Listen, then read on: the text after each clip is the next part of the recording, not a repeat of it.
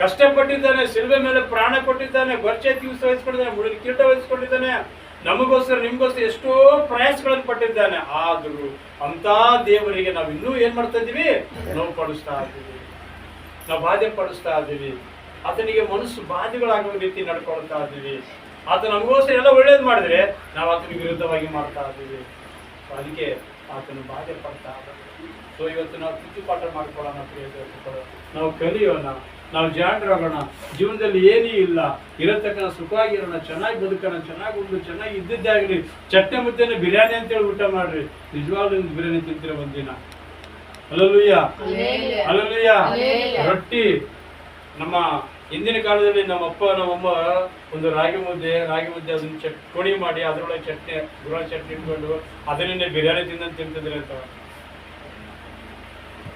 ಮುದ್ದೆ ಚಟ್ನಿ ಸಿಕ್ಕರೆ ಅವಾಗ ಬಿರಿಯಾನಿ ಸಿಕ್ಕಂಗೆ.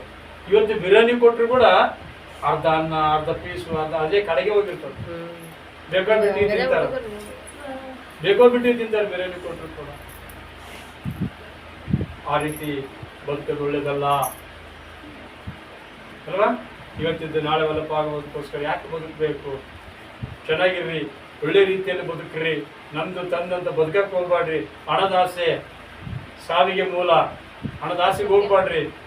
ಇರೋದ್ರಿಂದ ತೃಪ್ತರಾಗಿರ್ರಿ. ಚಟ್ಟೆ ಮುದ್ದೆನ ಸಂತೋಷಗೊಂಡ್ರಿ.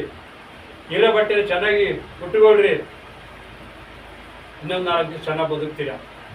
ದೇವರಿಗಾಗಿ ವಿಧಿಯರಾಗ್ರಿ. ದೇವ್ರ ಹತ್ರ ತಗ್ಗಿಸ್ಕೊಳ್ರಿ. ದೇವ್ರ ಸನ್ನಿಧಾನದಲ್ಲಿ ಪ್ರಾರ್ಥನೆ ಮಾಡ್ರಿ. ದೇವ್ರ ವಾಕ್ಯ ಓದ್ರಿ, ಸತ್ಯವೇದವನ್ನು ಓದ್ರಿ.